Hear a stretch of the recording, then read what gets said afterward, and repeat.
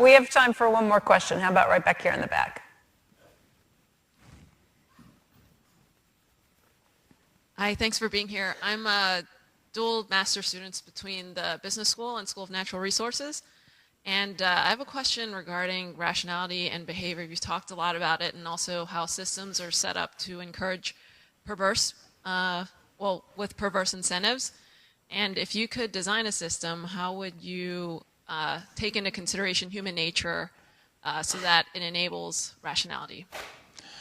Well, I'm glad you saved that easy question for the last. Plato failed at this question, you know. I mean, why can't some man well along in his 87th year describe a perfect civilization? It's a very interesting problem that our founders coped with, and just how democratic you wanted the system. My favorite political system in terms of being adapted to its particular circumstances successfully is Singapore. I think Singapore is the single most successful governmental system that exists in the world. They've taken a small swamp from nowhere to a very creditable place.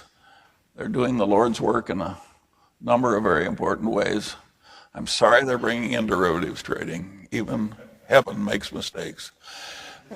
But that doesn't mean I want Singapore tomorrow in the United States. But I think Singapore's habit of stepping hard on things that will grow like cancer is the correct way to govern. And in America, we tend to wait till they're unfixable, and then we want to fix them. How well are you going to? If you won't attack a problem while it's solvable and wait till it's unfixable, you can argue that you're so damn foolish that you deserve the problem.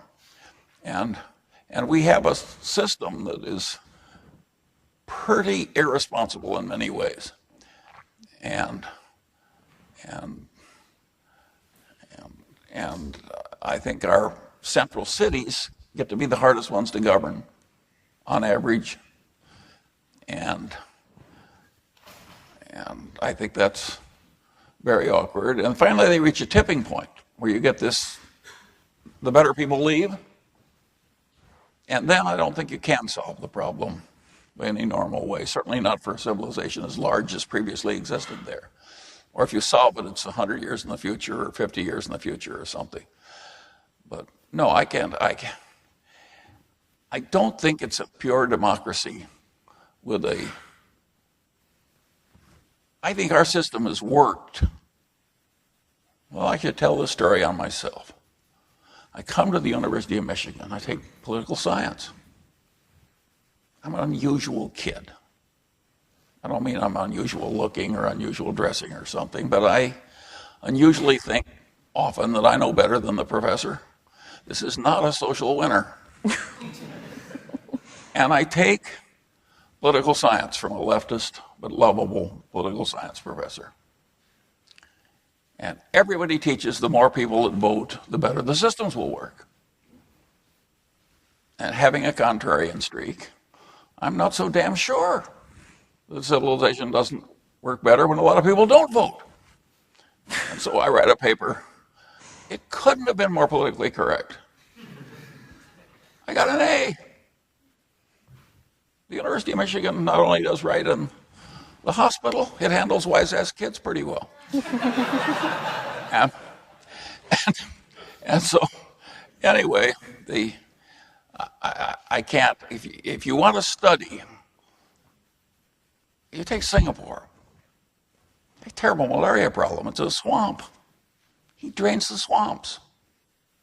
He does not care if some little fish dies. No. He has a drug problem. He searches the world over for the right solution to the drug problem. He finds it in the United States. Isn't that an interesting thing? Imagine somebody in Singapore reading books and deciding the United States was the answer to Singapore's problem. He copied the military's drug bottle policy. That anybody in Singapore will pee in a bottle instantly on demand, and if they flunk, they go immediately to a tough compulsory rehab. Away went the drug problem. Just time after time after time, he made these winning decisions. He wanted the place to be prosperous. He figured out who he wanted to come in, and he made the civilization very user-friendly to what he wanted to attract. And it worked. Then it's 70% Chinese and 30% Malay. And every Chinese thinks that the Chinese are superior to the Malays. And he thinks that's terribly counterproductive if anybody should ever say so. So he passes a law. You can't say, if you're Chinese in Singapore, that you think there's any superiority in the Chinese. I think that's a very sensible law for Singapore to have. But of course, it has some infringement of free speech. But anyway, just time after time after time, he's done this thing. His approach to marriage was interesting. The average very successful man in the Asian culture marries an exceptionally good-looking woman who's somewhat dumber than he is. This is the system. Well, this guy was so smart that he was the second-ranked student in his high school. And the student that was 1/10 of a percentage point higher was female. So he didn't follow the Asian rule of hiring the beautiful woman with the big boobs, who's a little dumber than you are. He married this woman that was 1/10 of a point higher. And who is now the Prime Minister of Singapore? Their son. I mean, this is a very unusually successful man. It's a very unusually successful history. So while I can't answer your question, if you will make a study of the life and work of Lee Kuan Yew, you will find one of the most interesting and instructive political stories written in the history of mankind. This is better than Athens, this is an unbelievable history. And you will learn a lot that will be useful in your own life. So my answer to you is, don't ask Charlie Munger. Study the life and work of Lee Kuan Yew. You're going to be flabbergasted.